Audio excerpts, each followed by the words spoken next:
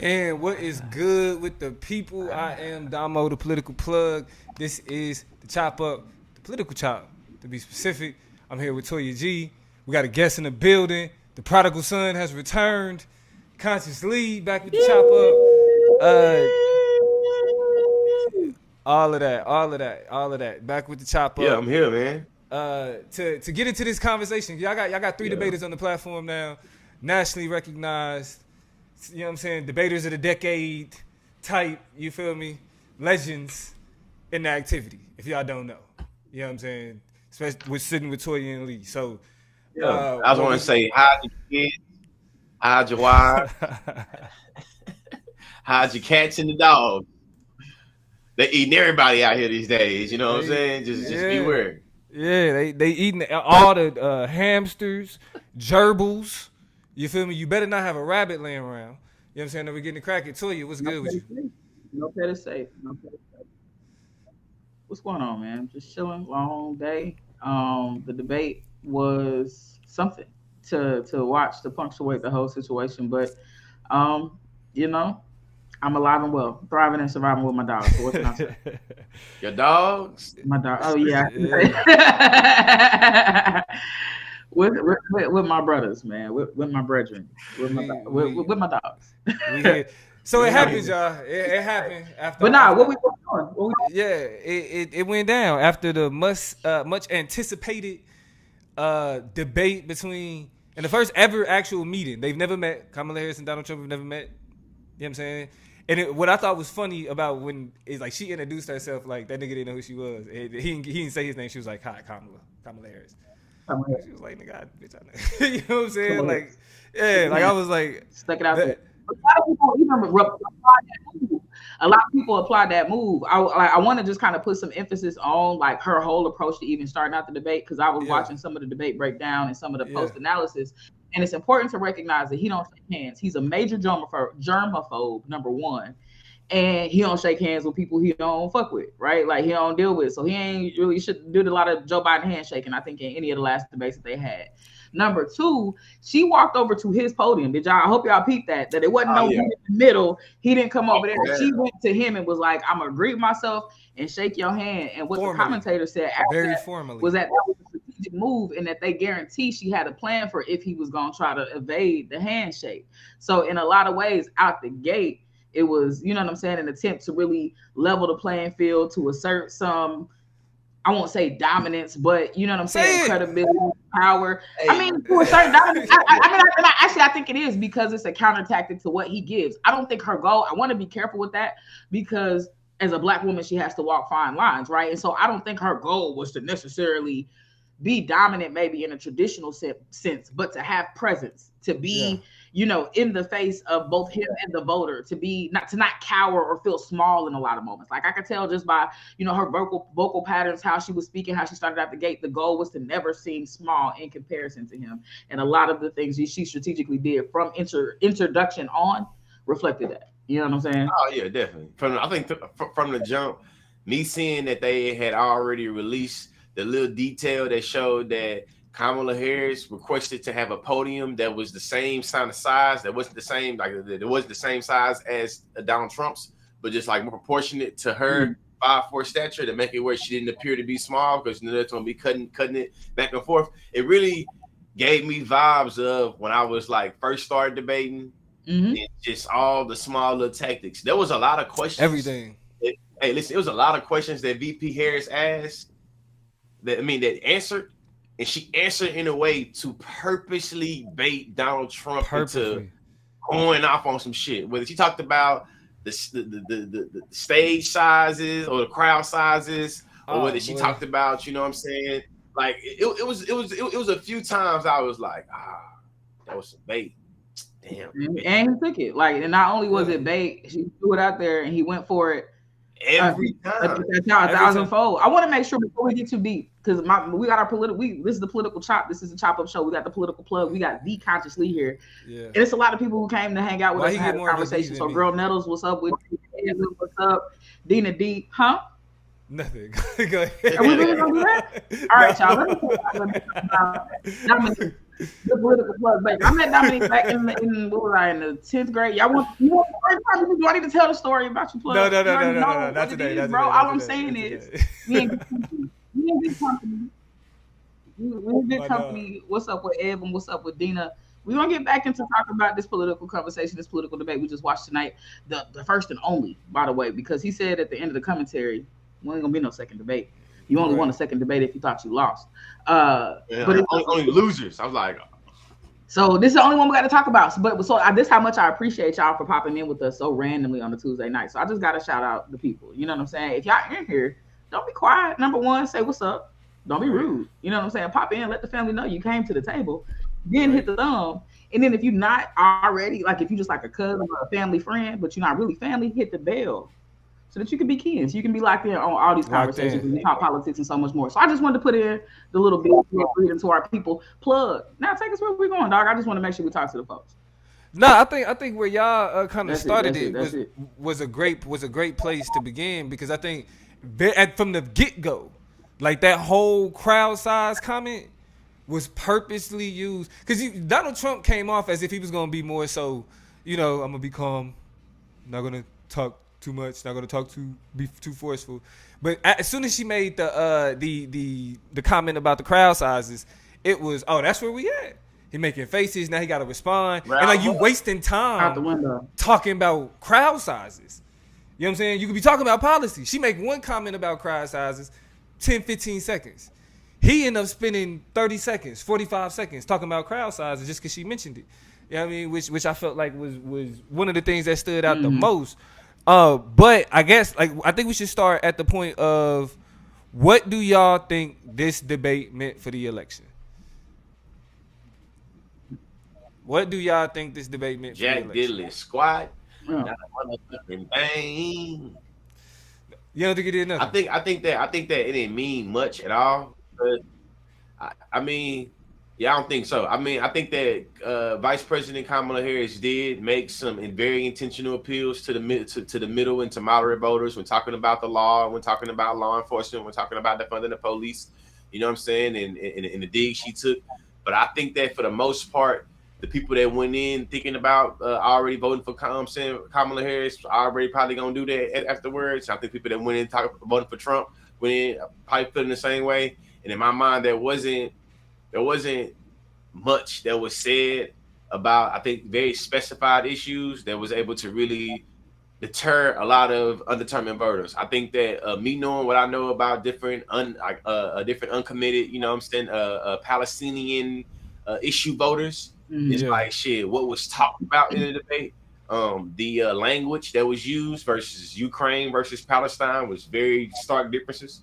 And I don't think that it really moved the needle much for those uncommitted people that want that ceasefire, you know what I'm saying, for Palestinian lives.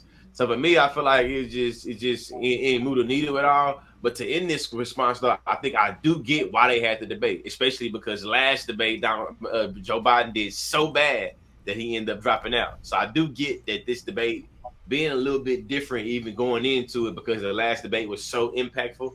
But to answer the question, I don't think it moves the needle that much. I'll be interested to see what the polls say. But hey, man, we know how much we trust polls these days too. That's it. Tell you. And I want to, before I answer, make sure, because I told the family to make their presence. Yeah. I'm gonna chime in, but the family, you know, we told them to make their presence known. So I want to make sure I say what's up to Tori J, what's up to M Hotel, what's up to Courtney in the building, Jordan, what's popping with you, Lauren, what's up? I'm gonna shout out to everybody who wanted to pop in and make their presence known. So thank you all so much for being with us tonight.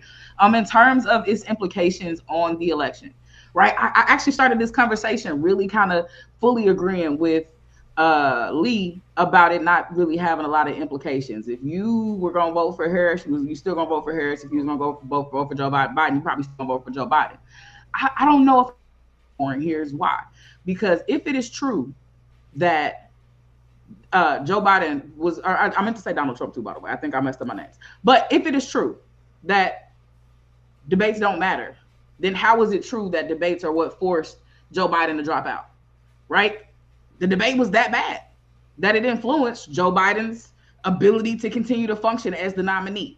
So I have to kind of wonder if the same thing can be true. If there is some meaningful capacity for this debate to have some type of influence on individuals that is like the Democrats was terrible, Joe Biden is weak, they got this new lady in here, I didn't like her the first time around, not really rocking with some of these things. A lot of what they focused on in terms of the commentary was how Kamala Harris needed to make sure people were more familiar with her, felt more connected to her. As much as we hear about her, I think we're in a silo a little bit to where we hear more about this black woman than maybe the general public. So they were like, her story and tell her message a whole lot more so that it may, give people a way to bridge that gap between out goes Joe Biden and in comes this black woman I'm supposed to put all my trust in. And I don't know. I dare to believe, if it is true, I'm just trying to hold these arguments in tension, that so bad they got him out of there. I have to believe that there may be some minutiae in terms of her performance that could fire and spin the wheels of people who were like on the fence and teetering, or were thinking maybe I won't vote at all, or we're undecided. So I don't know, because both things have to be true. If one thing is true in one case, it probably has to be true in the other one, right? Yeah, I agree, but I agree in a more so in the sense that it doesn't move the needle, but it helps Kamala. Like, if that makes sense. Like, it doesn't. Again, like, people who weren't gonna vote for Donald Trump, you know what I'm saying, or people who wasn't gonna vote for Kamala, I guess it would be a better reference. You don't have people that's gonna jump ship and be like, I think that's the one that does it. But I do think more people that were already leaning that way feel more comfortable after that conversation. It looked like Toya dropped out real quick. I'll give it just a second. Hold on. Okay, there she go. I'm back. I had to. It was so bad. So sorry. Carry on though. I'm back. Yeah. So yeah, you still kind of okay. Yeah, you straight now. You straight. So I think that, like, if the question was about like like competence, really, the question was about whether or not, you feel me, Donald Trump could get up there and not be insulting, not be small, you know what I'm saying, not be belittling, you know what I mean, not be vindictive and hateful, and he wasn't able to do that. You know what I'm saying? Like, he wasn't able to avoid. He could not control himself at all. And then Kamala, the question was, Kamala, can I give some examples? Go ahead. Yeah, go ahead. You still kind of breaking up a little bit. Well, no, he talked about her little sorority party. Yeah, it is. I'm still delayed a little bit, but he talked about her little sorority party is what he called the AKAs. Yeah. What did he say? He was like, I'm speaking. Stop. Isn't that what it is? It's my time. Yeah. And they're like, he was like, is that familiar? Yeah. Right. Yeah. Yeah, he was that familiar. I was like, oh wow. Then what else did he do? Well, she had her fair share of silent scoffing moments, or the laugh and the eye rolls. But Trump, he goes, like, it's like this really like, did that? Yeah. Point. You know what I'm saying? So it's a lot of little very elementary, third grade responses to the things that are just very. But she was laughing and smiling and giggling and mouthing things while he was talking to, and so it's just like, if we're gonna call it fair, it was happening both ways. No, I think her amount of laughing, like, she made it a habit to laugh purposely. You know what I'm saying? Like, she chuckled for real. You feel me? But you know what the thing about, really only like that Kamala laugh, they was getting after her about that. It was a Kamala cackle. It was like, a common fodder to talk about how she laughed and that she laughed too much and was seeming kind of, what we would say dingy, if you will, because she was just kind of laughing and giggling all the time. I think she did that laugh one good time. I think she saved a good one. She kind of laughed and like was very dismissive, but I think she rolled that fine line between like scoffing and like being dismissively laughing versus nigga, I can't even hold it in. You sound so stupid. You know what I'm saying? So I really liked how she was still like, that's my laugh. Because remember, she had to defend shit. That's my laugh. That's mine. Yeah. That's the joy. Like, you're not going to tell me about my joy. That laugh that I had, she just defended months ago when she was talking about how her aunties and mama used to sit around the table and laugh. So she like, you're not going to steal my whole damn laugh. But at the same time, I feel like she was tempered with how she was willing to do the laughing and engaging part. So I peeped that specifically. I think you muted, Lee, because we can't even hear you. He ain't said that. He's just being crazy. Yeah, but I gotta ask y'all this though, because I don't know if anybody else peeped this. What do y'all think about them not talking anything really that got to do with anything about race or black people or anything in that arena or area. What are y'all thoughts on that? Like there was no for real conversation about racial attitudes. There was no for real conversation about black people. I think the closest that they got was the conversation on immigration, which Donald Trump leaned on heavily. Every opportunity he got, he brought up immigration, even when it was irrelevant. Go ahead. I actually take back there. I kind of the conversation about race, but it wasn't specific about race, if that makes sense. So there were two conversations, twofold about race, with people will say it's not race, immigration is separate race, which is also a fact. Is the conversation of immigration, right? That's the closest we got to kind of like the identity politics of how they're racialized, how they exist in the world, and or whether or not they. The other time that talked about race was when the commentators went back to the NABJ bag and was like, you questioned her being black. You said she wasn't black. Like they literally recapped his comments and was like, you said she wasn't black, whatever. His response to that, when they asked, is she black or why did you attack her racial identity or whatever? He was like, she's black or she's whatever she is. She said she was black at that one. And I don't care what she is. I don't even care. Like he very much was dismissive of her race, in which her response to him with that dismissive kind of response to her identity was, I told you at the beginning of the debate, don't lie. And he was going to be divisive and he was going to try to tear down and this is what he does. He wants to separate us based on race. He wants us to like not focus on the things that we have in common with each other. This and that. So she didn't say plan for Black America. She didn't say plan for X Americas in terms of that. But I think that's because that's kind of for better or for worse, not the larger scope and scale of the conversations. They want to know about these Venezuelans. They would have. They don't care about these issues. Go ahead. Sorry. And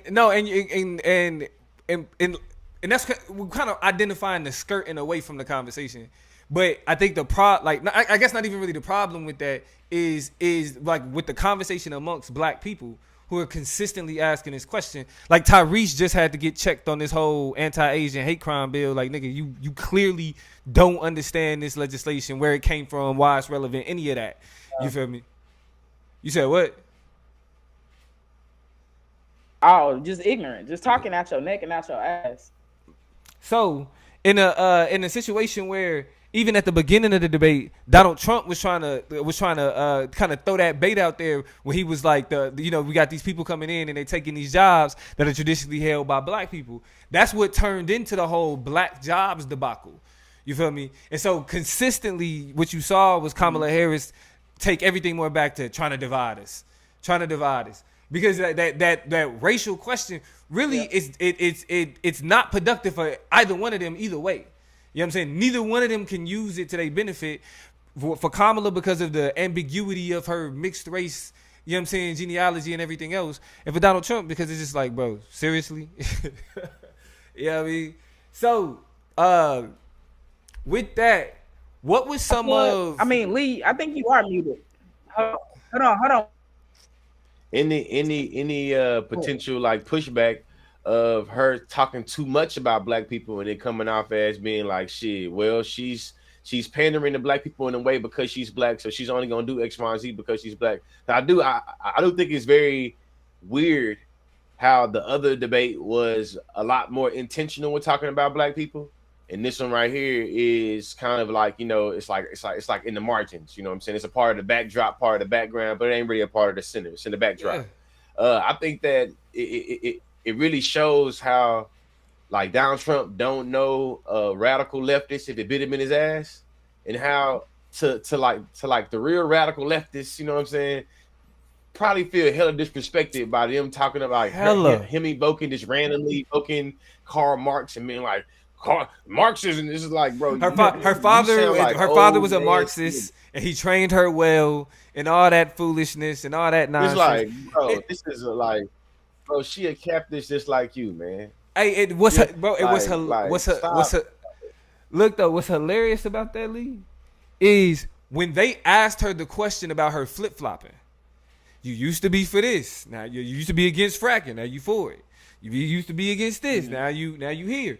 And what that exposed was like how Donald Trump and conservatives and Kamala detractors don't know what leftist is, don't know what leftism is, don't know what progressivism is, don't know what liberalism is.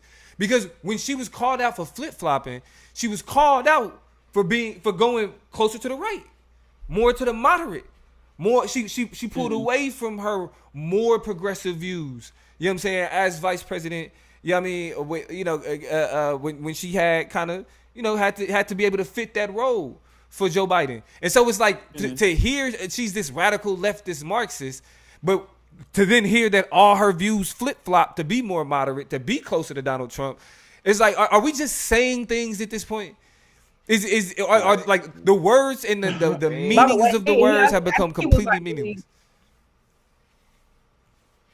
Well, and I want to be clear about, because it was like the phrase. I want to make sure, just like we was talking about Marjorie Taylor Greene, we got all the bad built beach bodies, whatever, whatever. We got to get all of it in there. Say language he was using, radical leftist liberal. Let us be clear. Say that these theories and schools of thought work. You cannot both be a liberal, be radical. That shit cannot. Is mutually exclusive. You cannot. Has any further for these like neoliberal ideas of how we can fix the problem with some shit, put money in other people's pockets, make sure that we are very milquetoast when it comes to responding to particular things. Like there's a way that you have to do liberalism that has nothing to do with fucking shit up. Right. That's nothing to do with being radical and turning over tables and starting over from scratch and completely abolishing and eradicating things. Those two things don't go together. So don't sit up there and let people use the buzzwords of the day or of the hour to get you in to follow the shiny thing over here to see or to think something about some shit that's not true. You gotta do the critical thinking for yourself. You know what I'm saying? Like that's just not that. All right. Let's get into the lies. Hold on, real quick. Go ahead. Real quick. I gotta shout out Regular Joe all up into the comments. It has, you know, I think spotted Lee, from TYT. So wanted to shout that out and make sure we appreciate folks coming in. If you just coming in joining us, you know, but you don't gotta be a stranger. Say what's up in the comments. Say what's up and talk to Chop Nation. Yeah, shout out to Chop Nation. We'll tap in with y'all as well as we continue to talk about the debate. So my bad. Hey, hold on, plug. Before we get in this, just want to state a clear fact. Abortion after birth is murder. Yo. Okay. Abortion.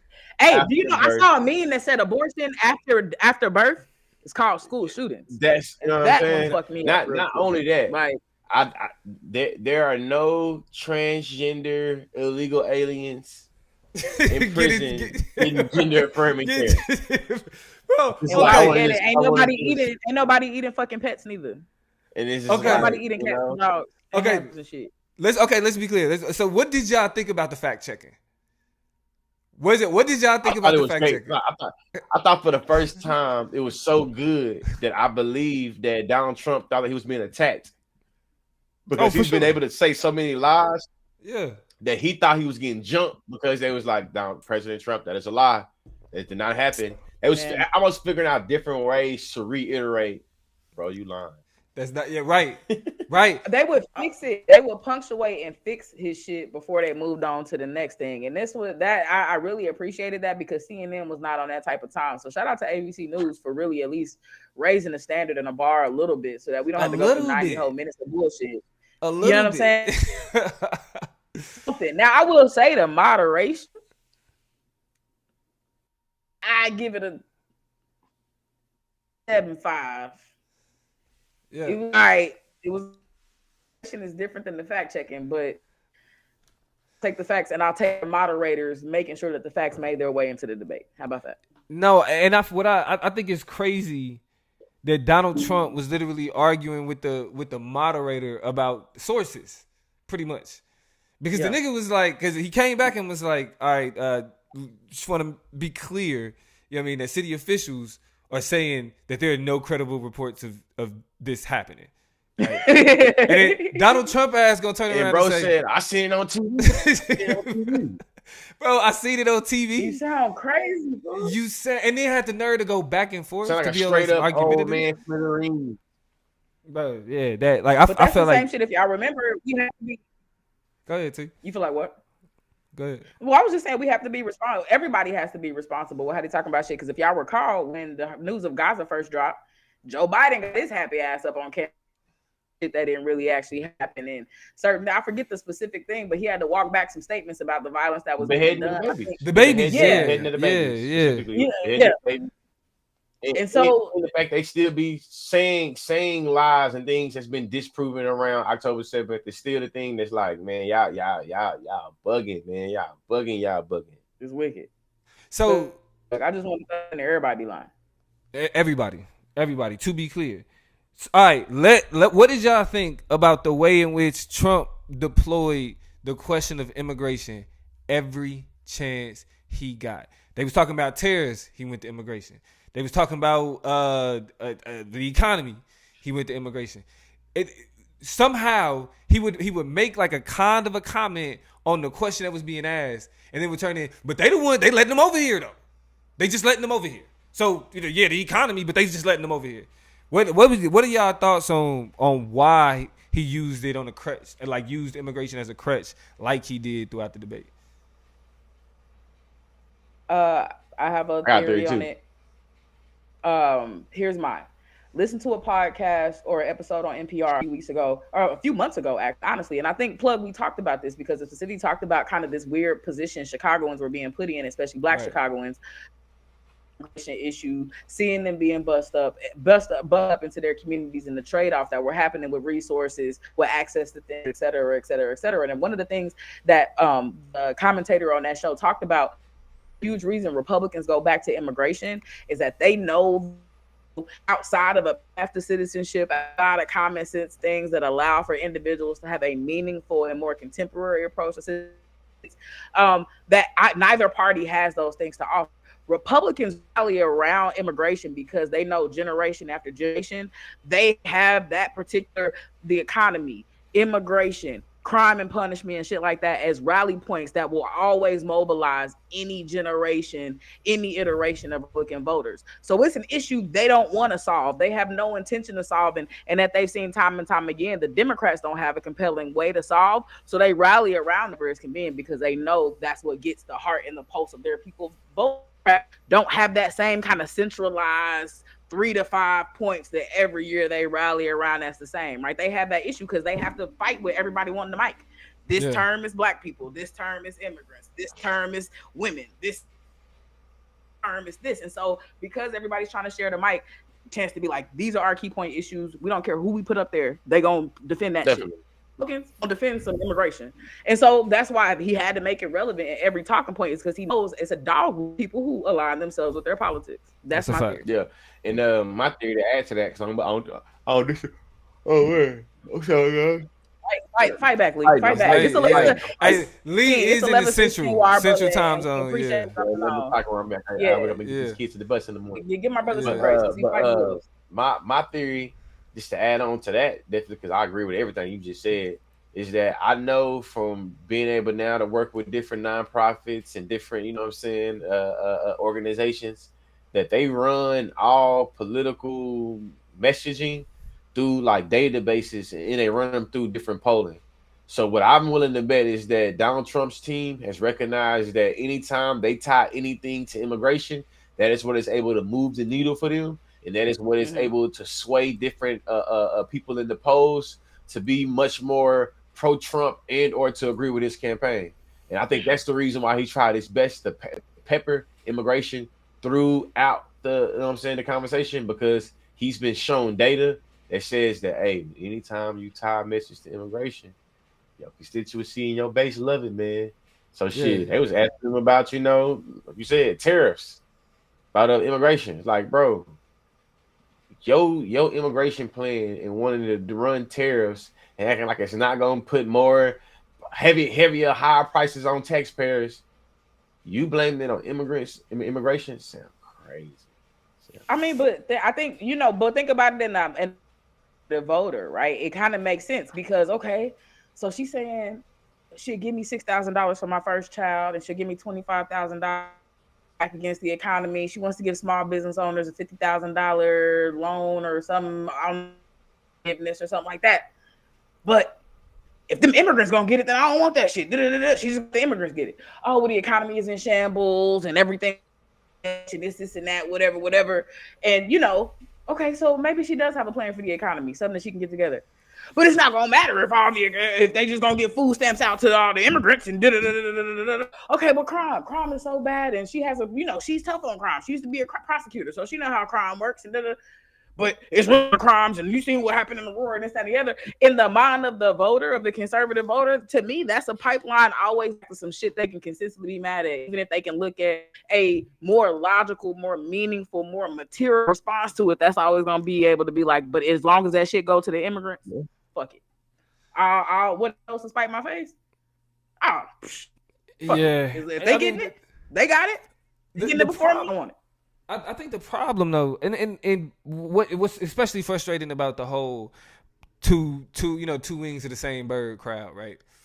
It's like that only ever matters when somebody then made a good point why the person the party that you trying to tear down, you know what I'm saying? Niggas that kind of cooked you on it now. It's like, well, they both the same.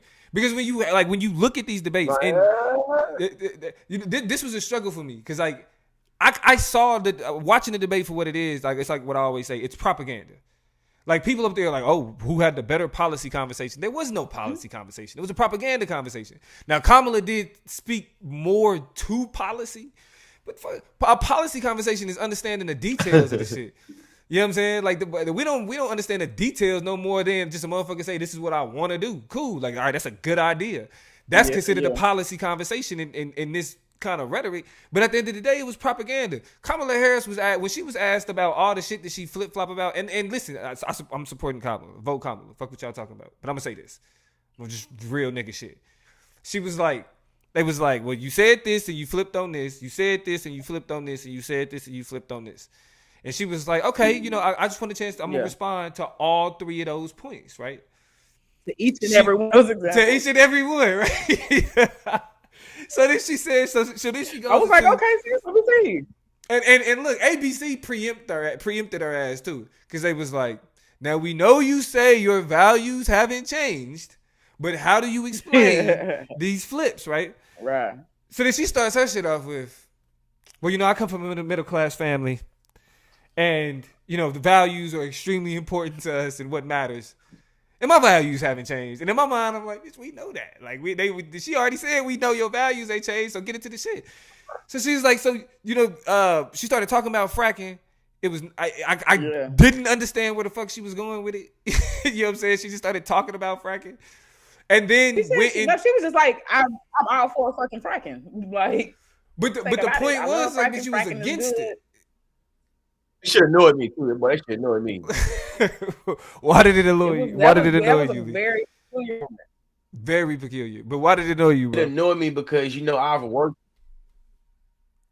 It annoyed me because I've worked with different nonprofits and different like PACs that's centered around environment issues, and they love to champion the Biden-Harris administration for what they've passed specifically when it comes to the environment. And I'm willing, and it's like I should have looked back on this live, but it's like if I go look back at one of my briefs or two of my briefs, I'm pretty sure y'all said y'all was doing something against fracking, man. Well, yeah, and not only did they spoken against I used to live in Oklahoma. Now, hold on, last night, remember? Living in Oklahoma, started uniquely dealing with a lot of unconventional earthquakes because of the over fracking. I remember the first Oklahoma earthquake I was in. Start championing your administration on one end, exactly, bro. So it's like if you're gonna try to champion your shit on one end and be like, we are pro-environment and we're fighting against, you know what I'm saying, climate change and fighting against all this and renewable energies and this, that, and the other, but you're not against fracking. You know what I mean? It don't even go together. It's and that those are like the inconsistencies and the idiosyncrasies that I think if people think about long enough, and I think it's very interesting that both parties, and I think they did ask a question about climate change, but pretty much abandoned about those, so much about the economy, the vitality of the economy, fracking and shit like that deals with industry, right? Deals with the automakers up in Pennsylvania and in Michigan and up in that region in the upper Midwest vehicles, right?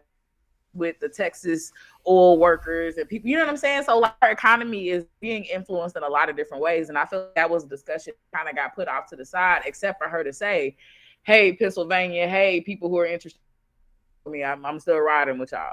You know what I'm saying? So it's very weird because the substance of the discussion this time around wasn't climate change and global warming, that right there didn't exist. Because I feel like if there was more time spent on that, there would have to be a question about the inconsistency or the downright contradiction between fracking and caring about the environment and wanting to do something about climate change. Oh, man, can you, like, I would definitely, if I was a moderator, can you just throw that up for me? Help me understand the relationship you all have built to your efforts to get to confronting the realities of climate change and green technology, but also really, really doubling down on investments in this very antiquated way of. I feel like those are. I thought for Kamala Harris, it was 2 lies that it was just like, nah, that ain't it. But Lito, but let's not forget though the other 2 things. And by the way, the comments are saying that CNN said 33-1. I don't believe that. By the way, just as we talk about lies and the numbers of lies, I just want to point out the comments are saying that CNN did a lie count and said he lied 33 times. She only lied once. So CNN's some motherfucking lies too. Then goddamn, because she definitely told a lie when she said she was gonna respond to all them points, talked about fracking, and then just talked about values for another minute and a half. So let's we can't. I can't give you a pass on that. Because like you looked us in the face and said, I'm going to respond to all these points and didn't. Very obviously. Very obvious. And you did not respond to a specific question about what would you support when it comes to abortion? You didn't answer that question. Did not. Well, no, she did though. What you mean? But she did. I feel like she said veto. She said I would pass she said I would sign a veto if it crossed my office. The follow-up question the moderators asked her, so okay, Vice President, what would you support in terms of she didn't answer that question? No, question. Her answer was that she would return and reinstill Roe v. Wade. All of the elements of Roe v. Wade. She absolutely answered that question. Right. She said she would replace Roe v. Wade. She didn't provide any innovations to access. She didn't change anything about the paradigm that existed before, but she very much said she putting all that shit back. Okay. I was looking for more of a specific. I was understanding the question as being like, okay, specifically. So what do you? And she just gave us. I guess. But that was her. I think that was her middle ground. I think that was her middle ground. She's not gonna get no more liberal with nothing. Just so y'all know, just so y'all are comfortable. The people who are skeptical about her relationship to abortion, she ain't finna go any further than what was already on the book. She has a heavy investment on putting what's on the books back. It was her answer to that question in my opinion. Let me ask y'all this though. So it was. I do feel like it was a certain point where Donald Trump was swinging back, to say the least. Mm-hmm. He definitely had some. But specifically, I would say at the point where they talked about student loan forgiveness. You feel me? And now to be honest, I think this was a missed opportunity on Kamala Harris' part as a debater. There was a missed opportunity because to allow him to place the blame on the failure of student loan relief at the feet of Democrats when it's Republicans who sue in order for that shit not to pass, and you not to mention that. That's a missed opportunity. That's a missed opportunity. And the second missed opportunity is for her to tout the fact that the income-driven repayment plan has been a people to get their loans forgiven through the back door, even though the Supreme Court and those lawsuits stopped them at the front door. My loans are forgiven. $54,000 worth has disappeared because I went and clicked the link and inserted some information and talked about myself. And I didn't get that shit because I work in public for the estate system or whatever, or that I've been teaching for a day. I got that shit because I went in there and put my information in there, and they was like, "Oh, all right." You know what I'm saying? So like, that's what I would. Yes, that's what I thought was debate. Debate was like, first of all, we didn't get what we wanted because you literally stacked your court the way you talked about, and you literally had your people that sued this. But even though you did that, we still had 50,000 Americans that had the debt wave. So I want you to look into the camera and tell 50,000 Americans that got their debt wave that you know what I'm saying? That's what I would have told them. I want you to look into the camera right now, Donald Trump, and tell those Americans that missed opportunity. That level of petty. Just like he told her she stole his ideas, so she should put a MAGA hat on. Did y'all catch that part? Definitely caught that. He was trying to talk cash money to that lady. Okay. I had to laugh. I did. It made what? So Donna, tell us. Push back again, Donna. Going back to the Israel conversation, according to Donald Trump, and this is something else that'll make leftists laugh. Kamala Harris hates Israel. According to Donald Trump, Kamala Harris hates Israel. Y'all consider yourself black leftists. What is y'all thoughts on that assessment? Is that one of the lies that Donald Trump told? Yes. I mean, yeah. I was about to say, is it a lie or just a downright mischaracterization? But I guess a mischaracterization. It's just straight up a lie. As a matter of fact, not only is it a lie, AIPAC gives more money to Kamala Harris than Donald Trump. The biggest lobbies in America, which is a lobby that's about Israeli interests, loves Kamala so much, and Kamala loves it so much that literally it is giving it the most money. So that's false. We also know that even though she's going to be critical and say we need a two-state solution, this, that, and the other, she's going to defend vehemently the opportunity for Israel to defend itself. Even if that means bombing children in hospitals and bombing children in schools and bombing children in refugee camps and bombing children in, safe zones. Bombing children, like, talk about the damn safe zone. But I will say the stark difference is Vice President Kamala Harris did say we need a two-state solution, which is like, we can be critical of that, but it's like she said that. Donald Trump talked about finishing the job. Yeah. Honestly, he was like, we need to get this shit over. We need to finish the job. He said that about both wars, about Ukraine and Russia, and about Ukraine, it. He was like, shit just need to get done. Yeah. And so, and I mean, I think pressed him also. They pressed him on what? They pressed him on you on the Ukraine question the same way. Like, all right, what is that nigga like? What does that look like? What is done look like to you? And then I think Kamala flipped it when she was like, yeah, done to him is Putin sitting in Kiev. You feel me?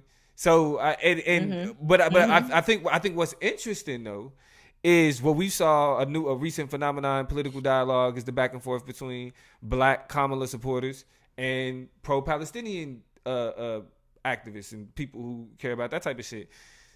Does this clear any of that conversation up? Like the fact that Donald Trump is willing to say, now we know, because like now we know Donald Trump is willing to say, wipe him out, and Kamala is willing to say two-state solution. Now, two-state solution and wipe him out are both like solutions of imperialism. You know what I'm saying? We recognize that, but I mean, amongst that specific conversation, I guess I'm asking, how does this not make things kind of clearer? About even if you don't like the kind of lesser of two evils logic, how that's not the best case scenario in this. Like lesser of two evils is the best case scenario in this situation.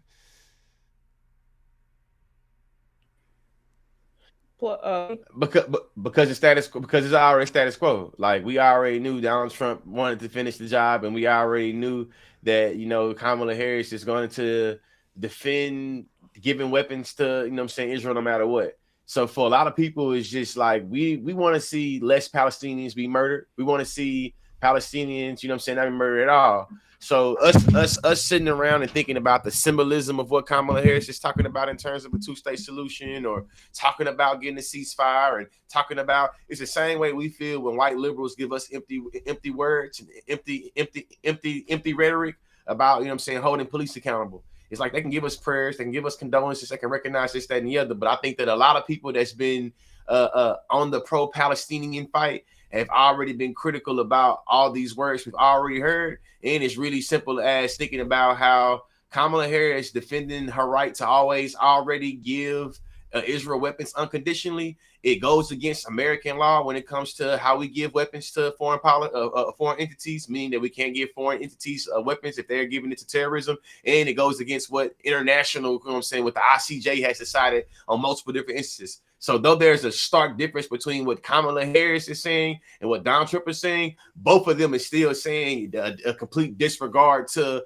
what has been already ruled, that it is a genocide, that it is an illegal occupation, that it is a collective punishment, that it is a downright denial and people return home. And it's like that is the main issues that a lot of the Palestinian a lot of us feel, being real, that's what a lot of us want. You know what I'm saying? And a lot of people it was in this fight way before I was, but they've already kind of heard and what they critical of. And I think that's just, you know what I'm saying? That is the stark difference, is that both of them want to get them weapons up. Let me ask, because I feel like it was an interesting nuance in how she was talking about Palestine, or talking about really Israel's rights to defend itself more specifically, and what I've heard in other times, and I kind of want to see if y'all are feeling the same way I feel about it anyway. So, question to you is, does Israel have the right to defend itself against Iran? Yeah. Okay. Because that was a part of the nuance that she threw in there. When she was talking about Israel's right to defend itself, she said a couple different things. She talked about the importance of two-party state and the ceasefire. She talked about the fact that although it is unacceptable for, you know, Israeli teens or young adults to be killed at a party, and for so many people to have been kidnapped and murdered and so on and so forth. It's all said and done, the bottom line is that Palestinians deserve a humanitarian to resolve in this conflict. Then she was like, she also said, because she repeated like Israel has a right to defend itself like 2 or 3 times in her response to that answer. The second or third time she said Israel had the right to defend itself, she said against Iran and their whatever, you know, their attacks and however she said it, whatever in the region. So here's where it gets complicated, right? Because and almost, it's complicated, but if I think about it too long, I start to get offended because I feel like she's trying to play in our face. And that's what I'm saying. Before I explain why I feel like the playing in the face is happening, what is y'all's just kind of take away from that? Just the just the idea that you said in one breath that Israel do got the right to defend itself against. Because like my response question is like, does Iran have the right to defend itself against Israel? No. A better question is. A better question is, does Iran have the right to defend itself against the U.S.? Is, hold on, real fast though. Think about it though. That Hamas leader that got assassinated on Iranian soil, that went against the Iranian, you know what I'm saying, jurisdiction and everything like that. So what Israel's doing right now is getting ready to do a preemptive strike by saying that, hey, we believe that Iran is going to retaliate against us for what we did on their soil. So we want to justify sending a preemptive attack over there to Iran because we believe they're going to do something to us. So she already kind of giving us, and I'm going to show him with Donald Trump, even though he be lying like a motherfucker, showing like, nah, right now, they is getting ready to lead us into a little proxy World War III, because we've already seen that there's instability in this region. And what Israel has done uniquely, who Kamala defends the right to always already get weapons and always already defend itself. It's like, hey, the question that centers Israel being able to defend itself, it always marginalizes how Israel is usually the one that is being the initiator. You know what I'm saying? The abuser. You feel me? The person that started the shit. It's like that's what's going on right now. And right now, it's like in that region right now as we talk, Iran is still figuring out how they're gonna retaliate because of what they did to this, you know what I'm saying, this Hamas leader on Iranian soil. You know what I'm saying? It's just like shit. Hey, that means something. I'm not gonna lie. Like, because the last thing is like, hold on, real fast. Let's say this real fast. I say it real quick too. Yeah. Every time y'all hear people say Israel has the right to defend itself, you should always ask yourself, does this mean that Palestinians don't have the right to defend themselves? And that's the reason why I gave pushback on the whole idea that there was some Palestinians that just woke up one day on October 7th and said, you know what? We're going to bomb some shit. Listen. Even though there are a whole bunch of records as well that show that there's a lot more evidence and a lot more information that's coming to actually how October 7th and who's to blame on October 7th. And that's very, very important when we start talking about what is happening, because it always makes it where Israel is doing that, what we learned in the debate, that settlers move to innocence. They always the victim. They always, you know what I'm saying, the people that is just like that's the part right there. Especially when we think about like, hey, when they start talking about Ukraine, they said something very specific. They were worried about how defense could change the territory, the territorial, whatever. And it's like, so y'all worried about that when it comes to what Putin is doing to Ukraine, but you're not worried about Netanyahu and all those Israeli settlers being able to settle illegally in the West Bank. Well, the International Court of Justice already said it's illegal. It's like that's a stark difference.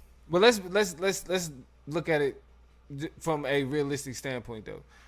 There's a very simple question when you ask when like we ask this question as if we don't already know the answer, but it's one of those unspoken things. No, Israel does not have a right to defend itself. I'm not saying this.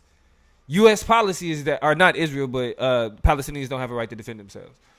Like that's U.S. policy, but that's why I think it's like we do ourselves a disservice when we focus it on Kamala, and I think the disservice comes in how we have conversations about elections, because we start having issues with things that literally this like scenario, this phenomenon, the voting scenario that we having this conversation around cannot reconcile that.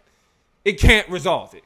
Like if you're having conversations about voting and you having conversations about Israel, it's the same conversation I have with niggas that talk about Kamala Harris ain't doing nothing for black people. She's not gonna do this she can't.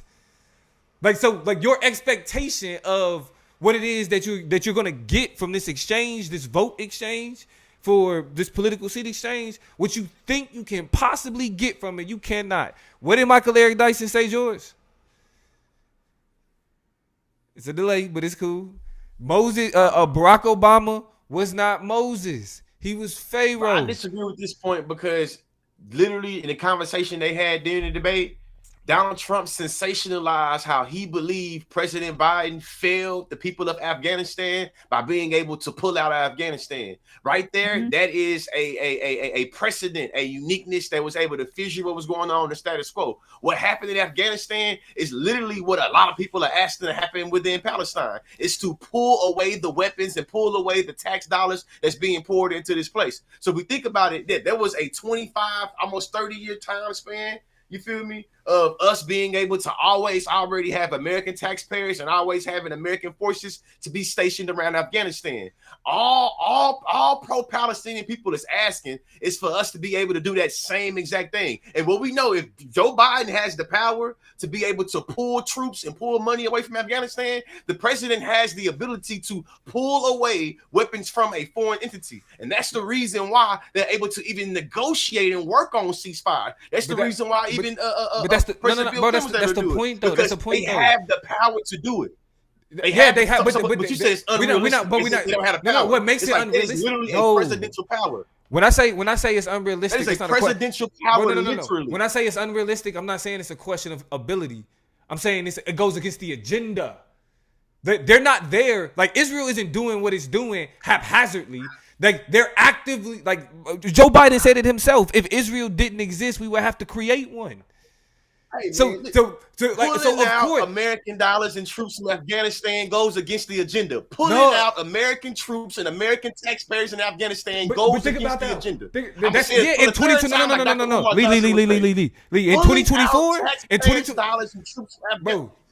Yes. Did they pull him out? Did they pull him out in 2020? Did they pull him out in 2014? They care about. Did they pull him out in 2014? It's about. Did they pull him out in 20? Did they pull him out in 2004? Afghanistan is in the same region as Israel. I think there's a slight ruse of analogy, just a little. Afghanistan is in the same region as Israel. That's the reason why we have the interest in Israel is because we want to have a stronghold in that region. The agenda has not changed. But yes, the agenda has changed. The agenda in Afghanistan has changed. The agenda in Afghanistan has changed. It's not the same. It's not the same. I think a lot of in that region where Afghanistan is located has not changed. But there's a lot of different features of the occupation of these different places, the participation in these two different places, the questions of allyship, the questions of the duration of these conflicts. There's a lot of different saying to not analogize things that the agendas that exist and the actions that feed into them don't exist as well and shouldn't be accounted for. I'm saying that I want to be careful that we are mindful of the very meaningful appendages that shape and characterize both of these conflicts and how they've existed, and we're still concerned about how Iran I think it's important funding things in Afghanistan. When we talk about the Houthis, or we talking about any of these quote unquote Taliban organizations that's tied to Iran, those are the same organizations that American people still say is tied to Afghanistan. So it's still, even with the uniquenesses, it's still tied to the same forces that America claims They have always I don't already disagree. been. There So are it's like some. I don't like the agenda didn't But change. but Still was where able but to no. but But the it's strat. like Hold on. saying it's unrealistic to me. So I push it Even back on to be clear. even if When the I'm agenda debating didn't against right change, now, when I push it again and say it's unrealistic, it's really like it's unrealistic according to whom? the agenda didn't change. The strategy did, bro. The strategy did. You know what's a bigger threat? Yes, hold on. yes. No, hold on. Let me We're finish. Let asking me for a finish. strategy No. that That's what I'm saying. That's what I'm saying. You got to let me finish because it would be unrealistic to think that George Bush would pull out of Afghanistan in 2004. That's unrealistic. So from that, so 2008. So in 2008, it would have been unrealistic. But guess what's happened? Do you know what's a bigger threat to the United States in the region? Iran. Do you know what makes it easier to keep our eye out and to be able to strike at and to be able to suppress Iran? It's Israel. So as the strategy changes, we can let Afghanistan go. We didn't wiped it out for the last 20 years. We've been blowing up Afghanistan and Iraq for the last 20 years. We didn't depose their leaders. We didn't fucked up their economies and we didn't made billions off of their backs. Yeah, after 20 years of being in Afghanistan, we can shift our focus to Iran. Here's what I want to say about this as we kind of pivot back to the debate, because this all kind of stemmed from what I felt was just like a very peculiar response to what she said. And here's what I think y'all will agree with me. This is why I was just like, I sat there and I thought for two extra seconds, it was like, you full of shit. If you send money to Iran, if you send weapons to Iran, you have the right to defend yourself against Iran. You know what you're most likely going to do? You're going to use some of that shit to attack the people of Palestine. Right, so this is where I'm just like, you think we stupid and you playing in my face. That was a pivot you tried to hit to make feel better about the fact that Iran is in a completely different country, different kind of bone to pick. I got a different conflict that things have played out. You tried to fool me, but when it's all said and done, all of that money, all of the right to defend itself was always already going to trickle down to double down on the rapid fire that has the people of Gaza right under attack. And so that was all I wanted to get at. It was just that she tried to create some nuance. She tried to create some difference. She tried to make sure that we are aware that Israel is in combat or in conflict with multiple countries right now. I just want to say I'm not dumb. I'm not falling for that shit because, listen, there's been plenty of times Mom was like, I'm going to give you some money. Bow. And it's not exactly the amount you asked for. I'm going to give you a little bit, but don't be spending on no bullshit. And you know what I did? Yeah. I spent it on some bullshit. And to be clear, this is not into debate. This is because I've been following the story and what's been going on over there in that region. The reason why Iran is being brought up in conversations with Israel being in war or retaliating is because Israel was able to use the same old narrative of attacking Hamas people or finding Hamas and killing them to be able to make an attack on Iranian soil. So when we start talking about how America or the Israeli government feel disrespected because another foreign entity came into their jurisdiction and did some shit, that's exactly what the Israeli government did. So when we beg the question, why is she talking about defending themselves in terms of Iran? That's the reason why. It's because Israel has already used American taxpayers' dollars to spill blood over in that country. Yeah, without a doubt. That's one thing we agree on. And I don't want to make it seem like when I'm talking about how realistic it is to change policy, they can change policy. I'm saying that, but the head of the empire, they're not trying to get that up. You know what I'm saying? And so from the perspective of maintaining an empire by using genocide, just being honest about what's happening. Then they're going to do more to kind of sneakily get away with a genocide. You know what I'm saying? Then because it's more of an incentive to do that than do the other thing. You feel me? But with that being said, man, it's late on a Tuesday. We've been rocking with y'all for about an hour. We're gonna have more conversation, more dialogue, and more to dissect on Thursday. If Toya's still, we'll talk about it. We'll talk about that off scene. Yeah, no, it's all good because we about to hit that. I have to plug up my. What's up, Toya? Real quick, I just want y'all, in Chop Nation to make sure y'all stick around this week and hit that bell. I want to talk about Kendrick and this whole Super Bowl. I got some questions that I need to have kind of figured out and negotiated between my folks. And believe it or not, this will only be very briefly about Lil Wayne. I actually don't even want to fix that part of it because Cash Money and Jay-Z and Rock Nation and Kendrick Lamar has said nothing about this shit. He's just like, about the fact that he's participating in the fucking Super Bowl. For the second time. Hilarious. Because he was in the Rams Super Bowl. So this is his second Super Bowl performance. Yeah. But there's some specific things that I want to get into, which I vision to participate the incongruency with, who we know Kendrick Lamar to be and what he stands for, and what some of the imagery symbolism is and what it's looking like in the context of the beef and the context of what niggas are supposed to be excited about. So I say that to say, make sure you tune in, right? I'm thinking Thursday night, Friday night, we get back on this other. So y'all start looking for us around then. Tyler got in here and said, "Oh, we really on CP time. When are we niggas? Thank you for coming. Thank you for pulling up. You're a nigga in the building, which means you're on CP as well. We appreciate you for acting on brand. But we love y'all. You know what I'm saying? To be clear, the plug gotta say education is elevation. You know who told us that first at the gate? Yeah, that's the research. The man in the little box. Yeah, no. Yeah, that's the research over research one. Make sure y'all go into consciously.com, making sure y'all are following the Consciously on all platforms, making sure y'all following the Chop Up Show on all platforms. You should be doing that. If you're not ahead, you're gonna be behind. Okay, so go ahead and make sure that you're not missing out on none of the stuff that we got to give y'all. Make sure y'all please page on YouTube, because that's where a whole lot of very interesting conversations, like the interview he just did or was able to participate in with Stacey Abrams, right? Somebody who very muchly shapes, molds, and influences Black people and the pulse of Black people in relation to elections. That's who y'all need to be tapping with. So it's content out there. Go check it out, get into it, and then make sure y'all find yourself back us with Chop Nation either Thursday night or Friday night, so we can pick up this conversation about Kendrick Lamar. Y'all say y'all last. I've said all I can say. I love y'all, and then we'll get up out of here. Man, we appreciate Lee joining us. I just want to say.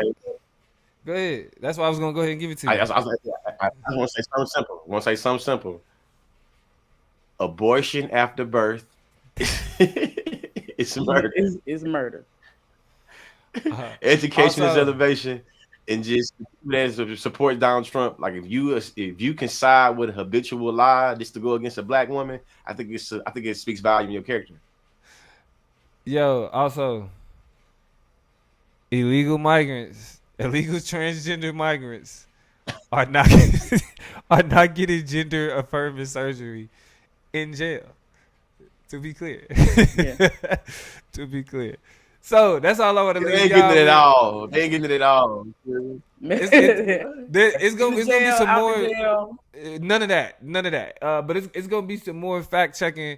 We're gonna be exploring more of the conversations that kind of Donald Trump made completely absurd within this debate. And yeah, we appreciate y'all joining us. That's it, man. It's the Chop Up. We will see y'all on Thursday. Peace.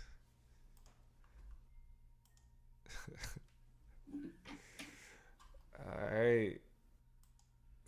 right, we good.